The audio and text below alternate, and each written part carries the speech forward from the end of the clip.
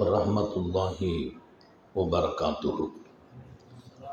அல்ஹம்துலில்லாஹ் நஹ்மதுஹு வ நஸ்தஈனுஹு வ நஸ்தக்ஃபிருஹு வ நுமினு பிஹி வ நதவக்கலு அலைஹி வ நஊது பில்லாஹி மின் ஷுரூரி அன்ஃபுஸினா வ மின் ஸய்யிஆத்தி அமாலினா மன் யஹ்திஹில்லாஹு ஃபலா முதில்ல லஹு வ மன் யுضلل فلا هادي له ونشهد أن لا إله إلا الله وحده لا شريك له ونشهد أن سيدنا ونبينا ومولانا محمد عبده ورسوله أرسله بالحق بشيرا ونذيرا وداعيا إلى الله بإذنه وسراجا منيرا. صلى الله على سيدنا محمد وآله الأبرار وصحابه الأخيار وأزواجه الطيبات الطاهرات. أوصيكم عباد الله وإياي أولا بتقوى الله أما بعد. وأعوذ بالله من الشيطان الرجيم. بسم الله الرحمن الرحيم. قد أفلح المؤمنون الذين هم في صلاتهم خاشعون والذين هم عن اللغو معرضون. صدق الله مولانا العظيم. وقال نبي الله محمد رسول الله صلى الله عليه وسلم أنفق لا تخشى من ذي العرش إقدادا. சதக நபியுல்லாஹி ஸல்லல்லாஹு அலைஹி வஸல்லம். எல்லாம் வல்ல அல்லாஹுவின் அன்பும் மேலான கருணையும் நமக்கெல்லாம் வந்து சேரட்டுமாக. நமது உயிரினும் மேலான கண்மணி நபிகள் நாயகம் ஸல்லல்லாஹு அலைஹி வஸல்லம் அவர்களின் அன்பையும் ஷஃபாஅத்தையும் பெறுவதற்கு அல்லாஹ் நம் எல்லோருக்கும் தௌஃபீக் செய்வானாக. வல்ல ரஹ்மான் நமக்கும் நம்முடைய பெற்றோர், மனைவி, மக்கள், குடும்பத்தார் யாவருக்கும் உயிர் உள்ள வரையிலும் உடல் சுகத்தை நசீபாக்கி தருவானாக. மருத்துவமனை கஷ்டம், அதன் சிரமம் செலவுகளிலிருந்து நிரந்தரமான பாதுகாப்பை அல்லாஹ் நம் எல்லோருக்கும் கொடுத்தருள் புரிவானாக. வானம் பூமியினுடைய ஆபத்துகளை விட்டும், முசீபத்துகளை விட்டும், கெட்ட முடிவுகளை விட்டும் நம்மையும் நம் குடும்பத்தையும் பாதுகாத்து அருள் புரிவானாக. அவனுடைய படைப்புகளின் தீங்குகள் அனைத்திலிருந்தும் நம்மையும் நம் சமூகத்தையும் காத்தருள் புரிவானாக. அல்லாஹுவின் மகத்தான பேரருளால் மிகச்சிறப்பான நம்முடைய இந்த பகுதியில், நம்முடைய மஸ்ஜிதில் இன்றைய தினம் நமது வீட்டு பிள்ளைகள் அவர்களின் மிகச்சிறப்பான மார்க்க வளர்ச்சியும் அவர்களுக்கு தரப்பட்டிருக்கிற ஷரியத்து சார்ந்த ஒழுக்கமும் இங்கே நமக்கு முன்னால் அழகாக நமது பிள்ளைகள் தங்களது திறமைகளை வெளிப்படுத்திய நிகழ்வை சிறப்பாக இங்கே நாம் நடத்தி முடித்திருக்கிறோம். அருள் நிறைந்த இந்த விழாவின் தலைவர், மரியாதைக்குரிய நம்முடைய மஸ்ஜிதின் தலைவரும், இன்னொரு பக்கம் சமூகத்தினுடைய நல்ல பணியில் தங்களை ஈடுபடுத்திக் கொண்டிருக்கிற மரியாதைக்குரிய தலைவர் அவர்கள், நிர்வாக பெருமக்கள், அருமையான நமது ஜமாத்தார்கள், சங்கைக்குரிய நமது மஸ்ஜிதின் இமாம், என்னுடைய அன்பு அருமை சகோதரர், அவர் கல்லூரியில் பயிலும் காலத்திலிருந்து நம்முடைய தொடர்பு, நம்முடைய துவா, இன்னும் சொல்வேன் நம்முடைய வளர்ப்பு, அப்படிப்பட்ட அன்பு பிள்ளை அசதுல்லா ஆலிம் அவர்கள் இங்கே இமாமாக உங்களோடு நல்ல சேவையில் எப்போதும் ஆர்வம் உடையவர். அல்லாஹ் தொடர்ந்து அவருடைய ஆர்வத்திற்கு உங்கள் ஒத்துழைப்பையும் அதிகப்படுத்துவானாக. என்னோடு இங்கே பயணித்த அருமையான உலமாக்கள், சங்கைமிக்க இந்த பகுதி நாம் வரும்போதெல்லாம் நமக்கென்று ஒரு இல்லம் இருக்கிறது என்ற நினைப்பை அப்போது கொடுப்பார்கள். அவ்வப்போது எங்களுடைய மரியாதையும் அன்பும் நிறைந்த டி.கே. ஹாஜியார் அவர்கள், அவர்கள் அருமை புதல்வர் ஃபைதுர் ரஹ்மான் போன்றவர்கள், இன்னும் உலமா பெருமக்கள், இங்கே வருகை புரிந்த எல்லோருக்கும், குறிப்பாக தாய்மார்களுக்கும் நான் துவா செய்தவனாக, அன்பர்களே, அல்லாஹ் நமக்கெல்லாம் ஒரு அருமையான வாழ்க்கையை கொடுத்திருக்கிறான். வாழ்க்கை அவன் கொடுத்தது. ரொம்ப சிந்தித்தால் என் வாழ்க்கையே ஒரு அமானிதம். அமானிதம் அதை எப்படி கையாள வேண்டும் என்று கொடுத்தவன் சொல்ல வேண்டும். என் வாழ்க்கை அவன் கொடுத்த அமானிதம். நான் இஷ்டமாக அதை ஆக்கலாமா? என் விருப்பத்துக்கேற்ப அதை கொண்டு செல்லலாமா? அவன் எப்படி கொடுத்தானோ, எப்படி இருக்க விரும்பினானோ அப்படி நான் வாங்குவதும் வாழ்வதும் அமானிதத்திற்கு செய்ய வேண்டிய கடமையும் கடப்பாடும். நல்ல ஞாபகம் வையுங்கள், அமானிதம் விசாரணைக்கு உரியது. என் வாழ்க்கையில் ஒவ்வொரு நிமிடமும் விசாரணைக்கு உரியது. சிறுபிராயம் விசாரிக்கப்படும், வாலிபம் விசாரிக்கப்படும். சிறுபிராயத்தில் பிள்ளைகளை விசாரிப்பதில்லை, பெற்றோர்களை விசாரிப்பான். வாலிபர்கள் வாலிபம் குறித்து விசாரணை உண்டு. வயோதிகம் விசாரணைக்கு உரியது. அல்லாஹ் நரைமுடி விழுந்தவர்களை வேதனைப்படுத்த கூட வெட்கப்படுகிறான். நாங்கள் சங்கல்தாரி எவ்வளவு கருணை உள்ளவன். இன்னல்லாஹ யஸ்தஹி ஐயுஅஸிப லிஷ்ஷைப். தலையிலும் தாடியிலும் நரைமுடி வெள்ளை முடி விழுந்ததா, அவர்களை வேதனைப்படுத்துவதற்கும் சங்கடப்படுத்துவதற்கும் அல்லாஹ்வே வெட்கப்படுகிறான்.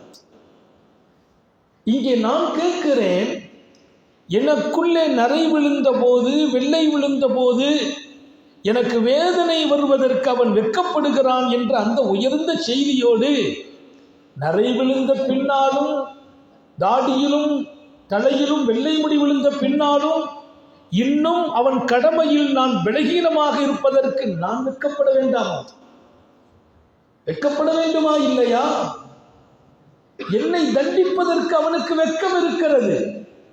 வயசாகி போனார் என்று.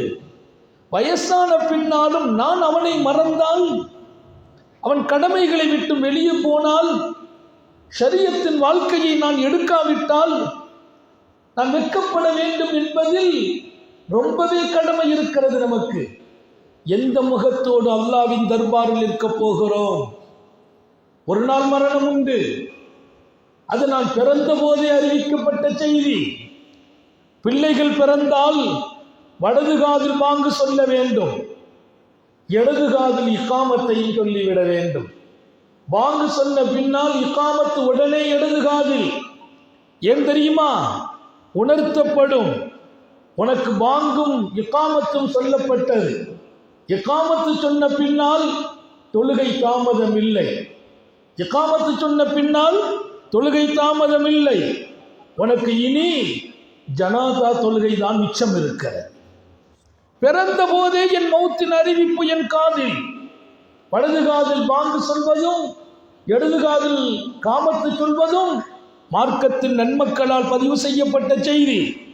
எனவேதான் ஜனாசா தொழுகைக்கு பாங்கும் இல்லை, இகாமத்தும் இல்லை, பிறந்த போதே சொல்லப்பட்டது. என்ன பாடம்? நீ மரணத்திற்கு தயாராக வாழு. மரணம் தூரம் இல்லை, நெருக்கமாக இருக்கிறது. நான் என்ன தைரியத்தில் அல்லாஹ்வை விட்டும் தூரமாகி வாழ்கிறேன் என்று எனக்கு புரியவில்லை. என்ன தைரியம்? எனக்கு பள்ளிவாசலின் தொடர்பே இல்லை, தொழுகையிலே எனக்கு தொடர்பில்லை, விருப்பமில்லை, மார்க்கம் சார்ந்த நல்ல காரியங்களில் ஆர்வம் இல்லை, வளர்ப்பு இல்லை, விருப்பம் இல்லை. நான் யோசிக்க வேண்டாமா? என் ரப்பு எத்தனை கண்ணியமானவன். இன்னும் நீங்கள் தொழவில்லை, நீங்கள் நல்ல காரியங்கள் செய்யவில்லை, ஆனால் அதற்கு பகரத்துக்கு பகரம் என் ரப்பு செய்வதே இல்லை. நீ தொழவில்லை, உனக்கு நான் கொடுத்ததை இனி கொடுக்கவில்லை என்று சொன்னானா? நீ பள்ளிவாசலுக்கு வரவில்லை, இனி உங்க வீட்டுக்கு என் மலக்கு வரமாட்டார்கள் என்றானா? அவன் தயாளம், அவன் விசாலம். நான் யோசிக்க வேண்டாமா? நான் மீண்டும் மீண்டும் மாறு செய்கிறேன், மீண்டும் மீண்டும் அவன் என்னோடு அழகாக நடக்கிறானே. அந்த ரப்புக்கு துரோகம் செய்வது, அந்த ரப்பையா மறந்து வாழ்வது? அந்த ரப்பின் கடமையிலையா குறைவு செய்வது? நல்ல காரியங்களுக்கு நீங்கள் தோள் கொடுத்தால், துணை நின்றால், மார்க்க விஷயங்களுக்கு நீங்கள் எவ்வளவு ஆர்வம் காட்டுவீர்களோ, இந்த ஊர் மாத்திரமல்ல, ஒவ்வொரு வீட்டையும் அல்லாஹ் சொர்க்கமாகவே மாற்றி விடுவான். சொர்க்கமாக மாற்றுவான். என் ரப்புக்காக நீங்கள் வாழுங்கள், அல்லாவை சந்தோஷப்படுத்துங்கள். அவனை அல்லாது வேறு ரப்பு இல்லை. அவன் உதவி செய்வதை நிறுத்தினால் இந்த உலகில் யாரும் நமக்கு உதவி செய்ய முடியாது. அவன் அன்பாளன் என்பதை 1000 முறை உணர்த்துகிறான். அவன் கருணை உள்ளவன் என்பதை 1000 முறை சொல்லித் தருகிறான். நாம் ஏன் இன்னும் நம்மை மாற்றிக்கொள்ளக் கூடாது என்று கேட்கிறேன். ஒவ்வொரு தனி மனிதர்களுக்கும் நான் பேசுகிறேன். எனக்காக பேசப்படுவதாக ஒவ்வொருவர்களும் உணர வேண்டும். தொழுகை என் கடமை, தொழுகை என் அமானிதம், தொழுகை என் இலக்கு, தொழுகை என் ரப்பு கிடைக்கும் இடம், தொழுகை என் சொர்க்கத்தை தீர்மானிப்பது, தொழுகை என் வாழ்க்கையின் ஒளி. இமாம் அல்லாஹ்வின் தூதர் சொல்வார்கள், அஸ்ஸலாத்து நூர், தொழுகை உன் ஒளி என்றார்கள். என் வெளிச்சத்தையே நான் மறப்பதா? தொழுகை வெளிச்சம் என்றார்களே, எங்கே வெளிச்சம்? அஸ்ஸலாத்து நூருன் ஃபீ கல்பி, அஸ்ஸலாத்து நூருன் ஃபீ வஜ்ஹி, அஸ்ஸலாத்து நூருன் ஃபீ கப்ரி, அஸ்ஸலாத்து நூருன் ஃபீ யௌமி ஹஷ்ரி. தொழுகை உன் இதயத்தின் வெளிச்சம் என்றார்கள் மாநபி ஸல்லல்லாஹு அலைஹி வஸல்லம்.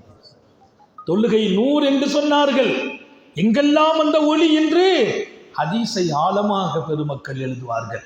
என் உள்ளத்தின் வெளிச்சமே தொழுகை. உள்ளம் வெளிச்சமானால்தான் நோயில்லாத உள்ளம் இருக்கும். உள்ளம் வெளிச்சமானால் ஆபாசங்கள் இருக்காது. உள்ளம் வெளிச்சமானால் அநீதிகள் இருக்காது. உள்ளம் வெளிச்சமானால் கவலைகளும் கஷ்டங்களும் இருக்காது. வெளிச்சமான உள்ளம் நிம்மதி தாங்கிய உள்ளம். ஏன் மறுக்கிறீர்கள் உள்ளத்திற்கு வெளிச்சம் வருவதை? உள்ளத்தின் ஒளி தொழுகை. அஸ்ஸலாத்து நூர். இமாம் முஸ்லிம் எழுதுகிற ஹதீஸ். தொழுகை ஒளி. எத்தனை பேர், நான் தாய்மார்களுக்கு கேட்கிறேன், எத்தனை வீடுகளில் தொழுகை இல்லை?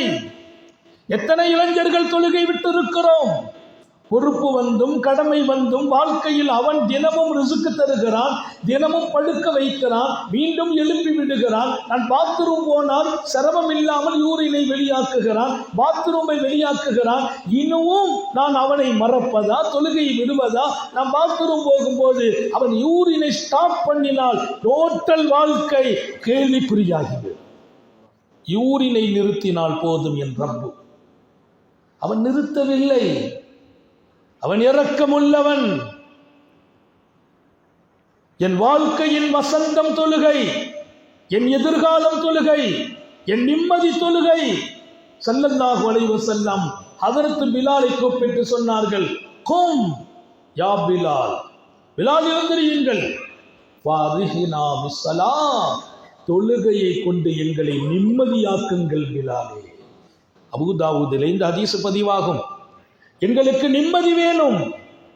உள்ளங்கள் நிம்மதிக்காக இயங்குகிறது. நீங்கள் வாங்க சொல்லுங்க, நாங்க தொழுகையில போய் நின்னால் நிம்மதி அடைகிறோம். நான் கேட்கிறேன், எங்கே நிம்மதியை தேடுகிறீர்கள்? சுபுகு தொழாமல் வீட்டில் தூங்கிவிட்டு எங்கே நிம்மதி கிடைக்கும்? அசர் தொழுகையில் எங்கோ சுத்தி கொண்டு விட்ட போது நிம்மதி எங்கே கிடைக்கும்? எத்தனை தொழுகை விடுபட்டு இருக்கிறது என்று யோசியுங்கள். அது என் கடமையா இல்லையா? ஒவ்வொரு தொழுகையும் குறித்து விசாரணை உண்டு என்று குர்ஆன் சொல்கிறது. மா ஸலக்கக்கும் ஃபீ ஸகர், ஏன் இந்த நரகம் வந்தீர்கள்? சக்கர் என்ற ஒரு கொடிய நரகம். இந்த நரகத்திற்கு ஏன் வந்தீர்கள் என்று கேட்டபோது, காலு லம் நக்கு மினல் முஸல்லீன், நாங்கள் தொழவில்லை, தொழுகை இல்லை, தொழுகை விட்டோம், அதனால் நரகம் வந்தோம். குர்ஆன் சொல்கிறதே, குர்ஆன் உண்மை அல்லவா? சத்தியம் அல்லவா? அல்லாஹ்வின் நரகத்தை தாங்கும் சக்தி யாருக்கு இருக்கிறது? அவன் தண்டனையையும் வேதனையும் தாங்கும் சக்தி யாருக்கு? இதுவெல்லாம் வெறும் பயமா, மிரட்டலா? இல்லை உங்களை எல்லாம் குழந்தைகளுக்கு பூச்சியை சொல்லி, பாம்பை சொல்லி, பள்ளியை சொல்லி பயம் காட்டி சாப்பாடு கொடுப்பதை போல் அப்படி ஒரு பயமா இது? பயம் காட்டுவதா இது? அல்லாஹ்வே அல்லவா சொன்னான், நீங்கள் தொழுகை விட்டதால் நரகம் போக வேண்டும் என்று. என் ரப்பு சத்தியத்தை மாத்திரம்தானே சொல்வான். இதற்கு மேலும் நான் தைரியமாக இருக்கிறேன் என்றால், தொழுகையில் கவனம் இல்லாமல் இருக்கிறேன் என்றால், தொழுகையை பற்றி பொதுபோக்காக இருக்கிறேன் என்றால், வாங்கு சொல்லப்படுகிறது, நான் வீட்டில் நிம்மதியாக படுத்திருக்கிறேன், என் மனைவி ஏதோ ஒரு வேலையில் இருக்கிறார், என் பிள்ளைகள் எங்கோ சுத்துகிறார்கள். ஏன் இவ்வளவு தூரம் அல்லாஹுவையும் ஷரியத்தையும் புறக்கணிப்பதா? ஷரியத்தின் வாழ்க்கை என்பது வாங்கு சொன்னால் அல்லாமா ஸைனுல் ஆபிதீன் ரலியல்லாஹு அன்ஹு ரசூல் ஸல்லல்லாஹு அலைஹி வஸல்லத்தின் பேரப்புள்ளை, முகமெல்லாம் செவந்து போகும், கைகாலெல்லாம் ஒரு மாதிரியாக விதைத்து போகும். அவங்க சொல்வாங்க, ஏன் வாங்கு சொன்னா அப்படியெல்லாம் முகம் செவக்குது, கைகாலெல்லாம் பரபரப்பாகுது? ஒன்றும் இல்லை, அல்லாஹ்வின் கடமை வாங்கு வந்து விட்டது, கடமை வந்து விட்டது, அந்த கடமை நான் செய்யாமல் ஏதாவது ஆயிடுமோன்னு பயமா இருக்கு. வெற்றி வேணும் என்று யாருக்காவது சந்தேகமா? வெற்றி வேணுமா இல்லையா அதுல யாருக்காவது மாற்று கருத்தா? ரோட்ல படுக்கிறவர் எழுப்பி வெற்றி வேணுமான ஆமாம்பார். வெற்றி வேணுமா? ஒவ்வொரு நாளும் அல்லாஹ் சொன்னான் 5 வேளை, ஹய்யாலஸ் ஸலா ஹய்யாலல் ஃபலா, தொழுகைக்கு வாருங்கள், வெற்றிக்கு வாருங்கள். என் பாங்கு எனக்கு கற்றுத் தருகிறது, தொழுகைக்கு வா, வெற்றிக்கு வா. தொழுகைக்கு வருகிறாயா, நீ வெற்றியை நோக்கி வருகிறாய். உன் வியாபாரம் வெற்றி பெறும், உன் வீடு வெற்றி பெறும், உன் மனைவியோடு உனக்கு வெற்றி கிடைக்கும், உன் குடும்பத்தில் வெற்றி, உன் பிள்ளைகளின் கல்வியில் வெற்றி. இல்லை இல்லை, இந்த நாட்டில் உனக்கு வெற்றி வேணுமா, தொழவா வெற்றி கிடைக்கும். அல்லாஹ் ஒவ்வொரு வக்திலும் பாங்கை ரசூலை வைத்து கற்றுக் கொடுத்தானே.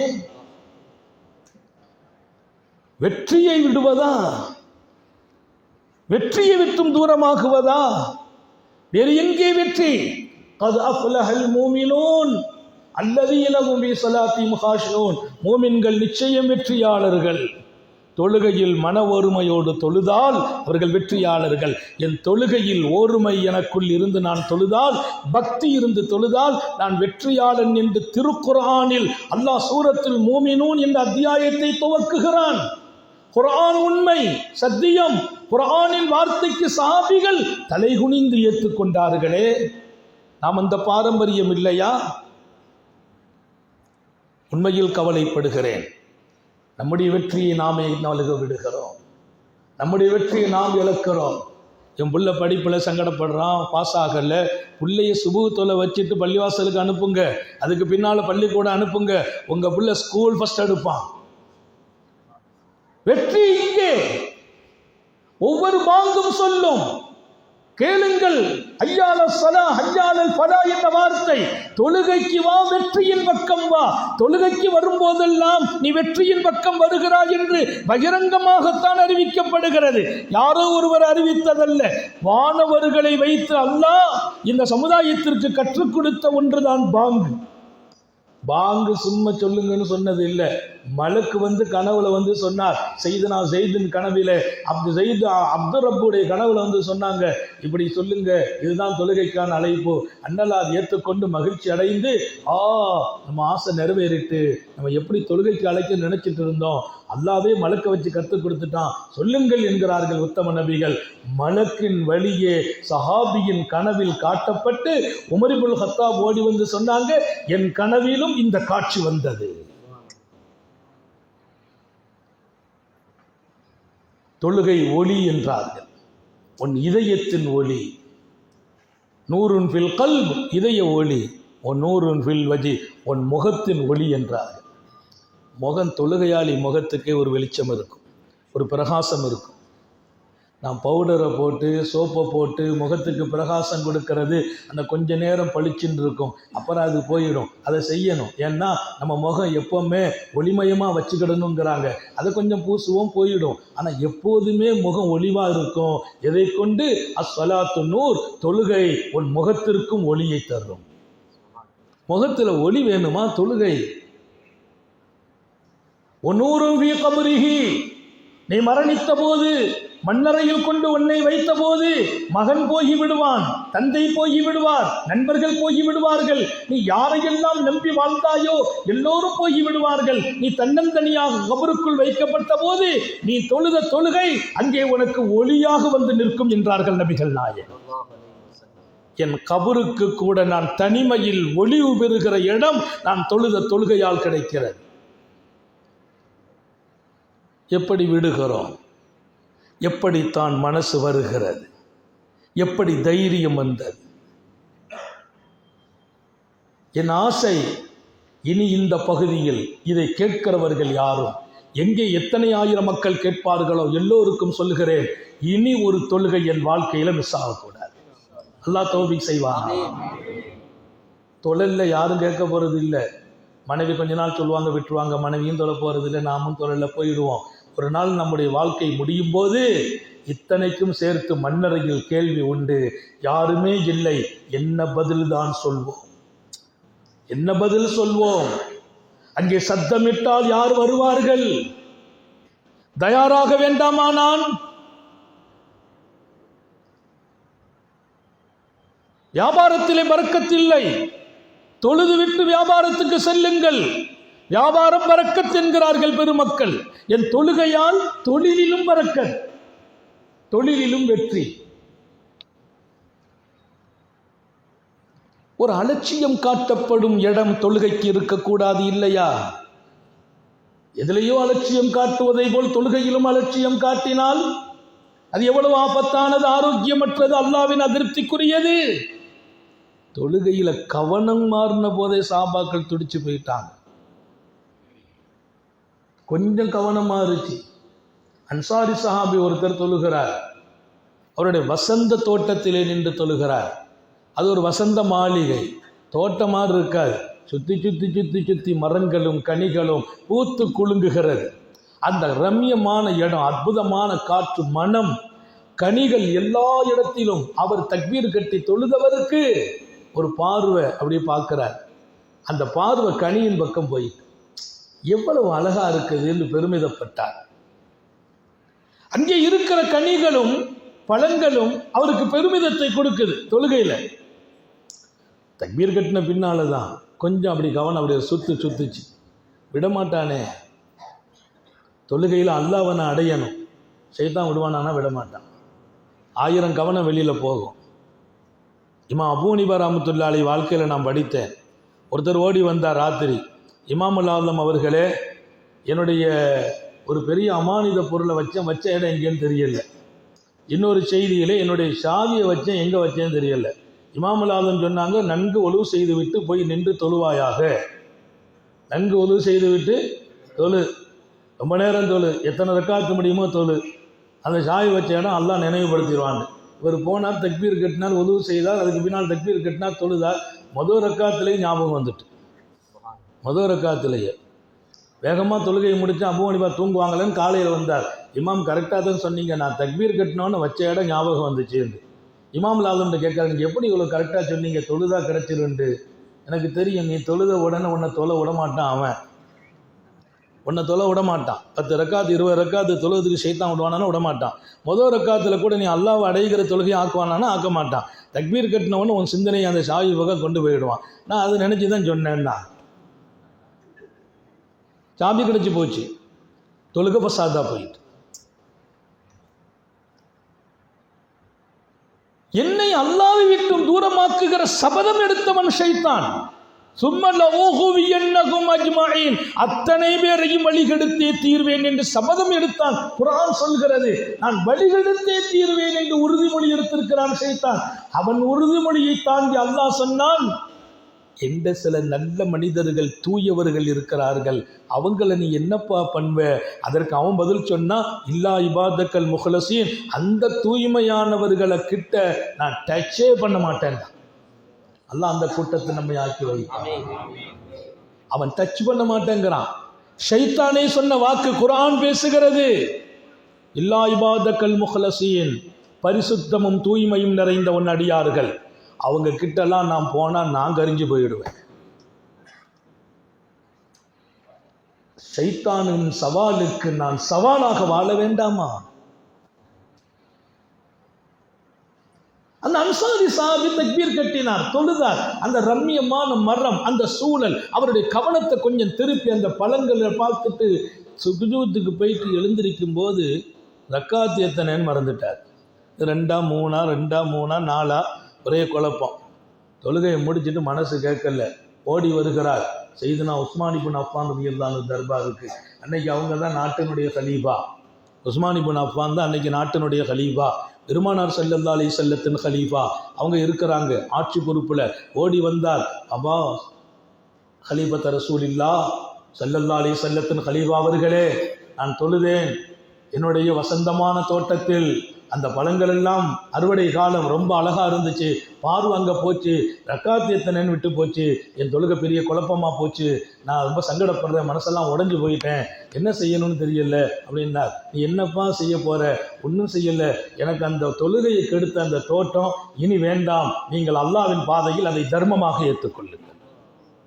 ஒரு தொழுகையில் எத்தனை ரக்காத்து என்ற கவனம் மாத்திரம் மாறியதால், அதற்கு இந்த தோட்டம் காரணமாக இருந்ததால், இந்த தோட்டமே வேண்டாம்,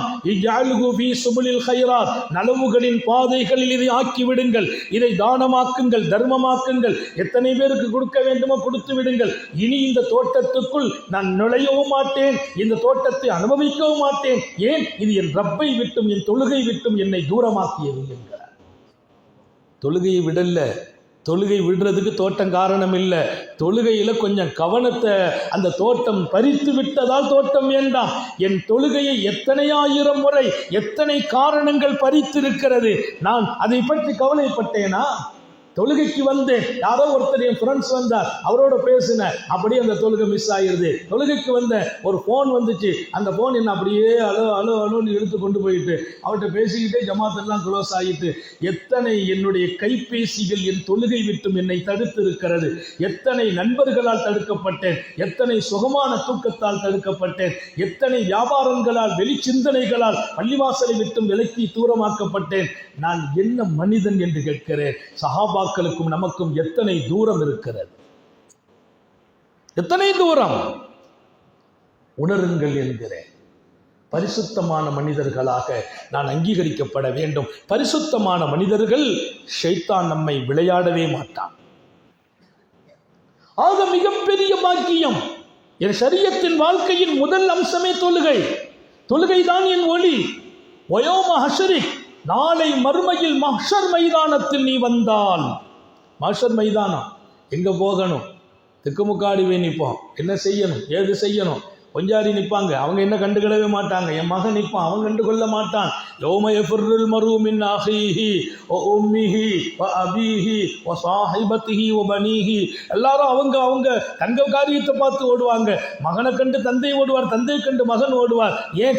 என் நன்மை என்ன, என் கெதி என்ன, என் கேள்வி என்ன, என் பதில் என்ன, என் ரப்புடைய தர்பாரில் நான் என்ன சொல்ல போகிறேன் என்கிற கவனம் தான் எல்லோருக்கும் இருக்கும். மகனுக்கு தந்தை ஒத்துழைப்பு செய்யும் இடத்தில் இருக்க மாட்டார், மனைவிக்கு புருஷன் தோள் கொடுக்கும் இடத்தில் அங்கே நிற்க மாட்டார். அந்த இடத்தில் என் பெருமான் சொன்ன வார்த்தை அஸ்ஸலாத்து நூர், தொழுகை ஒளி என்றார்களே நன்மக்கள். 4வது இடம் யௌம ஹஷர், நாளை மறுமையில் மஹ்ஷர் மைதானத்தில் உன்னை எழுப்பப்பட்ட போது இந்த தொழுகை உனக்கு ஒளியாக நின்று வழிகாட்டும். என் தந்தை வழிகாட்ட முடியாத நேரம், என் மனைவி வழிகாட்ட முடியாத நேரம், என்னை கண்டு என் பையன் ஓடும் நேரம், என் மகன் ஓடும் நேரம், என் தொழுகை எனக்கு ஒளியாக இருக்கும். நான் தொழுகையை விடுவது அது அறிவாளியின் உடைமையா? யோசிக்க வேண்டாமா? அல்ஹம்துலில்லாஹ், வாழ்க்கையில் மாபெரிய சக்தி நம்முடைய தொழுகை, நம்முடைய நிம்மதி தொழுகையில், நமது சந்தோஷம் தொழுகையில், நமது வெற்றி தொழுகையில். நம்முடைய வீடு ஆபாதா மகிழ்ச்சியா இருக்கணுமா? நீங்கள் தொழுகையை விட்டு விடாதீர்கள். உங்கள் வீட்டு பெண்களை தொழுகையாளிகளாக, உங்கள் பிள்ளைகளை தொழுகையாளிகளாக மாற்றுங்கள். உங்கள் வீட்டில் எல்லோரும் தொழுகிறீர்களா? உங்கள் வீட்டில் சண்டை வராது, பிரச்சனை வராது. இதற்கெல்லாம் மேலால் உங்கள் வீடு நிம்மதி தரும் பூங்காவாக மாறும். அல்லாஹ் எல்லாருக்கும் தௌஃபீக் செய்வானா. 2வது பெரிய அம்சம், என் வாழ்க்கையில் எனக்கு எப்போதுமே ஒரு நிறைவான எண்ணமும் விரிவான உள்ளமும் இருக்க வேண்டும். நிறைவான எண்ணம், விரிவான உள்ளம், கொடுக்கும் மனசு இருக்கணும். கொடுத்தவர்கள் குறைந்து போக மாட்டார்கள். என்ன என்கிட்ட இருக்கு நான் கொடுக்கறதுக்கு? அதல்ல, எங்கிட்ட என்ன இருக்கும் அதில் கொஞ்சம் கொடுத்தால் கொடுத்ததில் அல்லாஹ் பரக்கத் செய்கிறான்.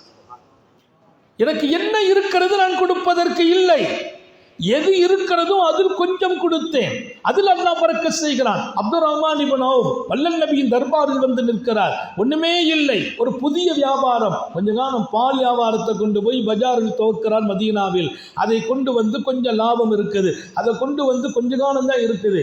அவரே மக்காவிலிருந்து வந்து இருக்கிறார். ஒரு வீட்டில் உட்கார்ந்து குடியிருக்கிறார். மதீனா சஹாபியின் வீட்டில் இருக்கிறார். சொந்த வீடு இல்லை, சொந்த வீடு இல்லை, சொந்த வியாபாரம் எல்லாம் இன்னும் பெருசாகவில்லை. ஏதோ அன்னைக்கு கொஞ்சம் வியாபாரத்துக்கு போறாங்க. முதல் தடவை பாலை கொண்டு போய் பஜார்ல விற்கிறார்கள். அப்துர் ரஹ்மான் இப்னு அவுஃப் கொஞ்ச காலம் லாபம் வருது, ஓடி வருகிறார். உத்தம நபி ஸல்லல்லாஹு அலைஹி வஸல்லம் இடத்தில் அதிலிருந்து ஒரு பங்கை எடுத்து கொடுத்தார். எம்பெருமான் மகிழ்கிறார்கள், சிரிக்கிறார்கள், ரசிக்கிறார்கள், பாராட்டுகிறார்கள். உயிரோட்டமான வார்த்தை சொன்னார்கள். பாரக்கல்லாஹ் ஃபீமா அன்ஃபக்தா வ ஃபீமா அம்சக்தா, நீ எதை கொடுத்தாயோ செலவழித்தாயோ அதில் அல்லாஹ் பரக்கத் செய்வானா. ஒவிமா அம்சக்தா, எதை கொடுத்து விட்டு உனக்காக வைத்திருக்கிறாயோ அதிலும் பரக்கத் செய்வானாக. அந்த துஆ அல்லாஹ் அங்கீகரித்தான். எப்படி அங்கீகரித்தான்? மதீனாவின் முதல் பணக்காரராக அப்துர் ரஹ்மான் இப்னு அவுஃப் மாறுகிறார். மதீனாவின் முதல் பணக்காரர். மதீனாவில் பஞ்சம், ஒரு காலம் ஒன்றுமே இல்லை, சாப்பிடுவதற்கு வழி இல்லை, மக்கள் ரொம்பவே சிரமப்படுகிறார்கள். அன்றைக்கு நாட்டினுடைய ஹலீஃபாவாக அபூபக்கர் சித்திக் இருக்கிறார். முதல் ஜனாதிபதி அபூபக்கர் சித்திக் ரலியல்லாஹு அன்ஹு. ரொம்ப கஷ்டப்படுறாங்க மக்கள். ஒவ்வொரு வீட்டிலையும் இருக்கிறது காலியா போச்சு. பால் இல்லை, குழந்தைகளுக்கு கொடுக்க தாயின் மார்பகத்திலும் பால் சுரக்கல்ல, உண்ணுவதற்கான உயர்ந்த ஆகாரங்கள் இல்லை. அல்லாஹ்வின் ரசூல் மரணித்த காலம், அபூபக்கர் சித்திக் ஆட்சியில் இருக்கிற காலம். ரப்பின் சோதனை வரும்போது சோதனைக்கு எல்லோரும் தான் சொந்தம். நல்லவர்களை அவன் சோதித்து பழகியவன், இபாதத்துடையவர்களை சோதித்தவன், தொழுகையில் உயிருக்கு உயிராக வாழ்ந்தவர்களை சோதித்தவன், கொடுத்து கொடுத்து சிறந்த கரமுடையவர்களை சோதித்தவன். ஒண்ணுமே வாழ்க்கையில் அல்லாஹ்வுக்கு நமக்கு சம்பந்தம் இல்லாமல் போனால் அவன் சோதனையும் வேதனையாக மாறும். அவங்களுக்கு சோதனை ரஹமத்தா மாறுச்சு. அல்லாஹ் நம்ம எல்லாருக்கும் தௌபீக் செய்யட்டும். உங்கள் மீது உள்ள அன்பால் சொல்கிறேன், ஷரியத்தின் வாழ்க்கை எனக்குள் வருவது என்பது அது என்னை மேலும் மேலும் உயர்த்துகிற ஒரு வாழ்க்கை. நான் திடீர்னு ஏதாவது ஒன்று அல்லாஹ் என்ன அழைச்சிக்கிட்டான் கண்ணை மூடுறேன்னா எப்படி மூடுவேன்னா மகிழ்ச்சியாக கண்ணை மூடுவேன். அதான் வேணும். அப்போ ஒருத்தர் ஒன்றும் பண்ண முடியாது. மறுத்து ஒரு கால் வருது, நிம்மதியாக கண்ணை மூடிடுவேன். ஏன்? பிள்ளைங்களுக்கு செய்ய வேண்டியதை செய்துட்டேன், மனைவிக்கு செய்ய வேண்டியதை செய்துட்டேன், இதுக்கெல்லாம் மேலால் அல்லாஹ்வுக்கு என்னென்ன செய்யணுமோ நான் செய்துட்டேன். அல்ஹம்துலில்லாஹ். அதெல்லாம் வாழ்க்கை. நான் போற போது மனைவி திருப்திப்படுத்திட்டேன், பிள்ளையை திருப்திப்படுத்திட்டேன், சொந்த பந்தங்களை திருப்திப்படுத்தி விட்டேன் என்று சொல்லிவிட்டு அல்லாஹ்வை திருப்திப்படுத்தாமலே போனால் அது நல்ல வாழ்க்கையா? நிம்மதி காற்றை நான் சுவாசிக்க வேண்டும் வாழும் போதும், வாழ்க்கையின் கடைசி மூச்சை விடும் போதும். அல்லாஹ் எல்லாருக்கும் தௌபீக் செய்வானா. ஒரு பெரிய மனிதர்களாக நாம் மாற வேண்டும். நமது இலக்கு மிக பெரியது, நம்முடைய திட்டம் உயர்வானது. நான் ஒரு மனிதன் மாத்திரமல்ல, புனிதனாக வேண்டும். அதற்கெல்லாம் மேலால் என் ரப்பு சந்தோஷப்படும் மனிதனாக நான் மாற வேண்டும். மதீனாவில் பஞ்சம், எத்தனை பெரிய பஞ்சம்! கொடுத்தவர்கள் சாப்பிடுவதற்கும் வழி இல்லாத பஞ்சம். எங்க பார்த்தாலும் 2 3 நாள் 4 நாள் 5 நாள் பல நாள். அப்துராம் அப்ப நேரத்தில் நேரா மக்கள் எல்லாம் மொத்தமாக கூடி வந்துட்டாங்க அபூபக்கர் சித்திக்கு தர்பாரு. அப்பா, நாட்டினுடைய ஜனாதிபதி ஹலீஃபாட்ட, அப்பா முடியல, பச்சளம் குழந்தைக்கு கூட பால் கொடுக்க வழி இல்லை, பச்சளம் குழந்தைக்கு ஒன்றும் இல்லை, என்ன செய்யணும்னு தெரியல, நாளைக்குன்னு சொன்னாங்க. அபூபக்கர் சித்திக்கு ஒன்றும் முடியலை, கடைசி கட்டம், ஒன்றுமே இல்லை. வீடுகளில் டப்பாக்களில் போட்டு வைத்திருந்த பேரிச்சம்பழங்களும் காலியா போனது. நாளைய உணவு இல்லை, இன்னைக்கு உணவுக்கு வழி இல்லை என்று போய் நிற்கிறாங்க. அபூபக்கர் சித்திக்கு சொன்ன ஒரே ஒரு வார்த்தை, நீங்கள் திரும்பி செல்லுங்கள், திரும்பி செல்லுங்கள். இன்று மாலை பொழுது வருவதற்கு முன்பு அல்லாஹ் பிரச்சனையை தீர்த்து உங்கள் வீட்டில் சந்தோஷங்களை தருவார். என்னங்க அது வார்த்தை?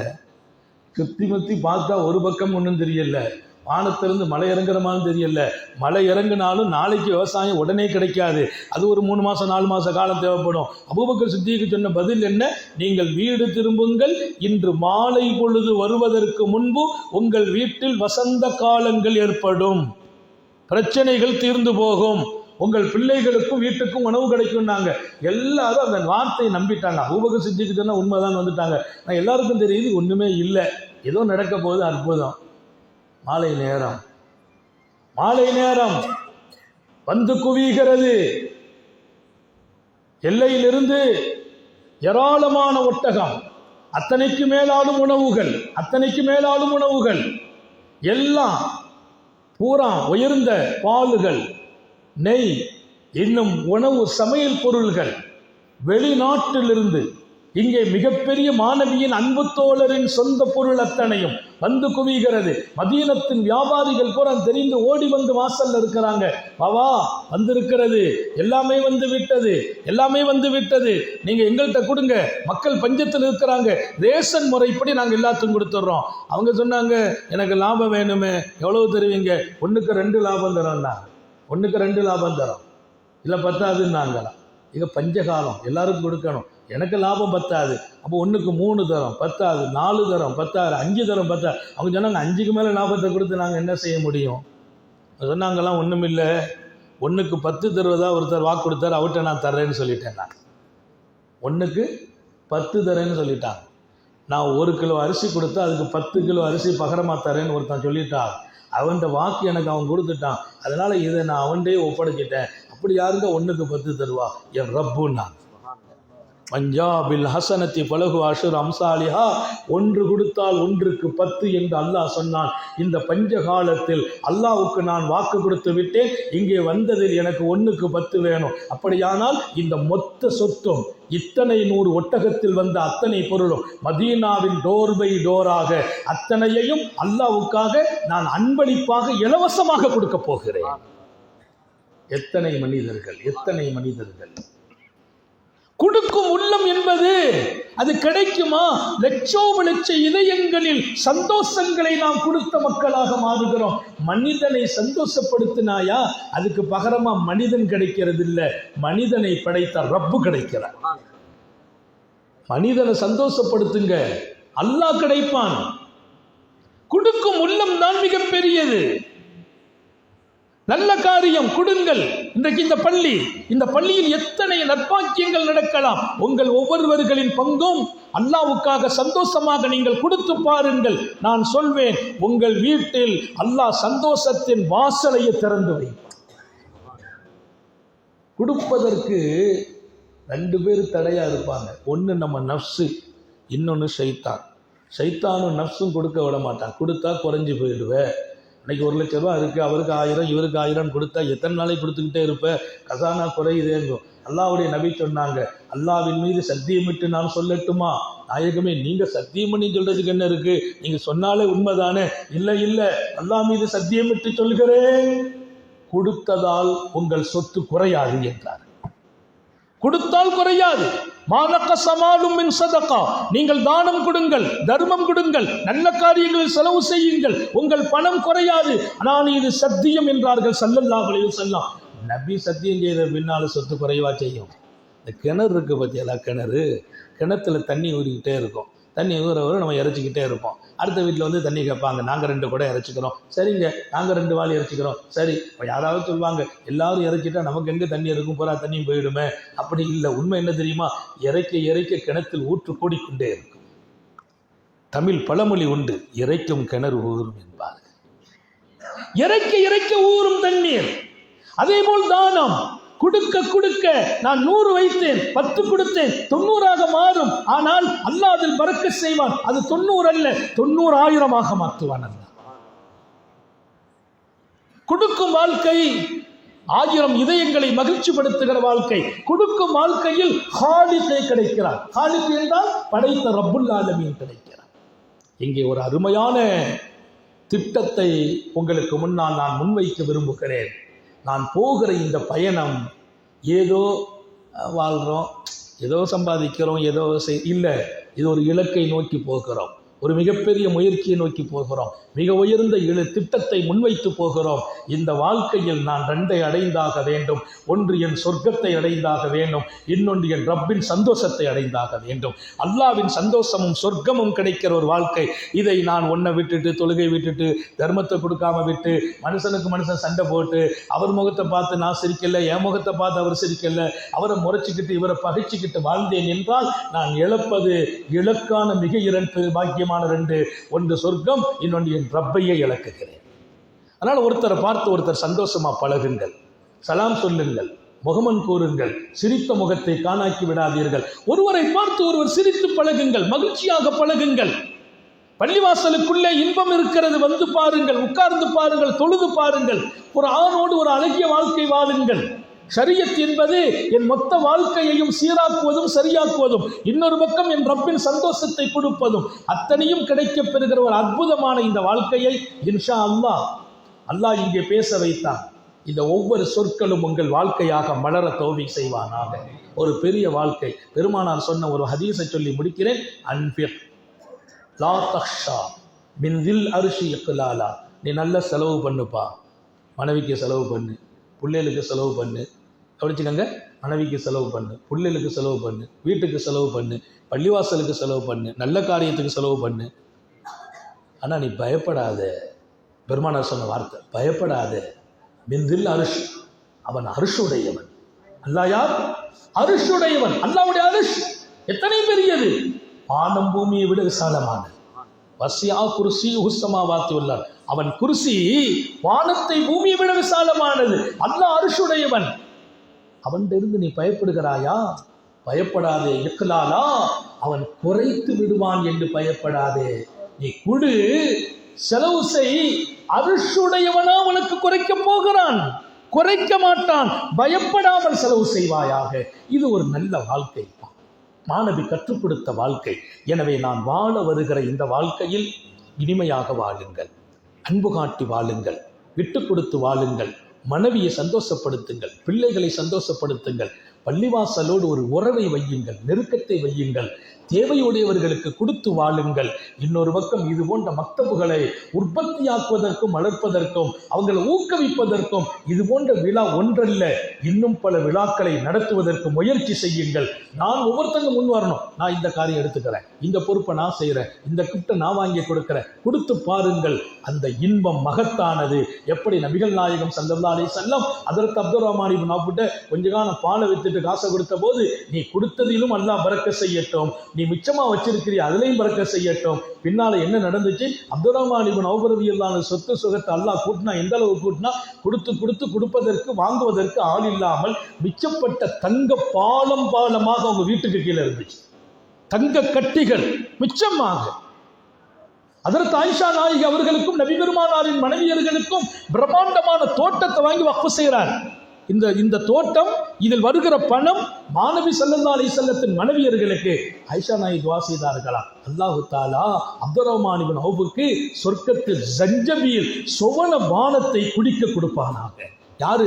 நபியின் மனைவி ஆயிஷா துஆ செய்றாங்க. ஏன்? அவர் எங்களுக்காக, எங்கள் மனைவி ரசூலின் மனைவிமார்களுக்காக பிரம்மாண்டமான தோட்டத்தை மாசத்துல 10,000 ரூபாய் வரக்கூடிய வருமானத்தை கொடுத்துட்டு போனாங்க. இதை நபியின் மனைவிமார்கள் அனுபவிக்கணும்னு சொல்லி அல்லாஹ் சொர்க்கத்தின் பானத்தை தான் அப்துர் ரஹ்மானுக்கு குடிக்க கொடுக்கணும்னு சொன்னாங்களா.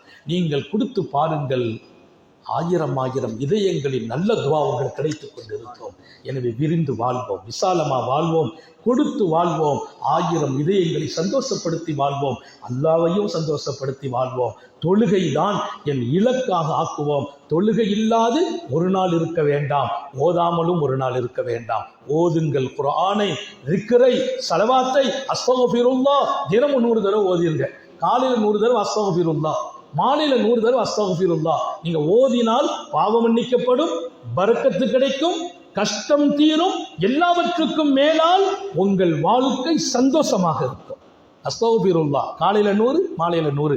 இப்படி ஓதாமல் ஒரு நாளும் இருக்க வேண்டாம், தோலாமலும் ஒரு நாளும் இருக்க வேண்டாம். அல்லாஹ் அத்தகைய வாழ்க்கை நம் யாவருக்கும் தருவானாக, பொருந்திக் கொள்வானாக, நம்முடைய ஹயாத்தில் பரக்கத் செய்வானாக, சுகத்தில் பரக்கத் செய்வானாக, நிம்மதியின் வாசலை திறந்து வைப்பானாக, சோதனைகளில் இருந்து பாதுகாப்பானாக, கெட்ட முடிவுகளில் இருந்து பாதுகாப்பானாக, விடும் மூச்சும் எழும் பேச்சும் அவன் சிந்தனையாக்குவானாக. ஓடும் இரத்தத்திலும் அவன் அன்பு கலந்து ஓடச் செய்வானாக. நாம் பெற்ற பிள்ளைகளை கண்குளிர்ச்சியாக்கி வைப்பானாக. நம்முடைய பிள்ளைகளின் கல்வியில், ஈமானில், அமலில், ரிஸ்கில் அல்லாஹ் பரக்கத் செய்வானாக.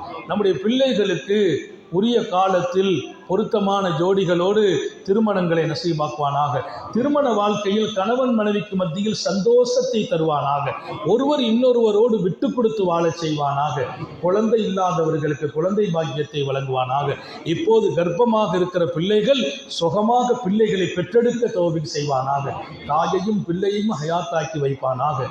நீண்ட நெடிய நாட்கள் நோய் நொடிகள் இல்லாமல் உடல் ஆரோக்கியத்தோடு மனநிறைவோடு இன்பத்தோடு அல்லாஹுவை நின்று வணங்கி வழிபட்டு வாழும் நசீபையும் பாக்கியத்தையும் எல்லாம் அல்ல அல்லாஹ் உங்களுக்கும் எனக்கும் நம்மை ஈன்றெடுத்த தாய் தந்தையர்களுக்கும் நமது மனைவி மக்கள் உற்றார் உறவினர் யாவருக்கும் கொடுத்தருள் புரிவானாக. நமது உயிரினும் மேலான கண்மணி ஹாத்தமுன் நபியின் சர்க்காரை ஆலம் சுந்தர நபிகள் ஸல்லல்லாஹு அலைஹி வஸல்லம் அவர்களை கனவிலும் நனவிலும் கண்டுகளிக்கும் பெரும் பாக்கியத்தை அல்லாஹ் நம் எல்லோருக்கும் கொடுத்தருள் புரிவானாக என்ற நல்ல துஆக்களோடு உங்கள் எல்லோருடைய துஆவை ஆதரவைத்து இப்படி இந்த மாதிரி நல்ல பணிகளை ஊக்குவித்து கொண்டிருக்கிற இமாம்களை எந்த காரணத்திலும் அவங்க ஊரை விட்டு வெளியில் போய் விட்டுறாதீங்க. தக்க வையுங்கள். அவர்களோடு தோள் கொடுங்கள், துணை நில்லுங்கள். அவர்கள் எல்லா காரியங்களுக்கும் நீங்கள் முன்னில்லுங்கள். அவங்க ஏன் வெளியில் போகிறாங்க? அவங்க போயிடக்கூடாது. ஏன்னா ஒருத்தங்க வந்து பிள்ளைங்களை சரி பண்ணிட்டாங்க, அவங்க மிஸ் ஆகிட்டாங்கன்னு அடுத்து இன்னொருத்தங்க வந்து சரி பண்ண நாளாகும். நம்ம பிள்ளைங்க வளரணும், உயரணும். அப்படிப்பட்ட அருமையான இமாம் கிடைத்திருக்கிறார். சங்கை மிக்க தலைவர், சிறப்பான நிர்வாகம். இன்னும் இந்த நிர்வாகம் உற்சாகப்படுங்கள், உயருங்கள், நல்ல நிகழ்வுகளை தொடர்ந்து நடத்துங்கள். அல்லாஹ்வே உங்களுக்கு உதவியாக இருப்பார். வாஹிரு தாவானா அனில் ஹம்துலில்லாஹி ரப்பில் ஆலமீன். அஸ்ஸலாமு அலைக்கும் வரஹ்மத்துல்லாஹி வபரகாத்துஹு.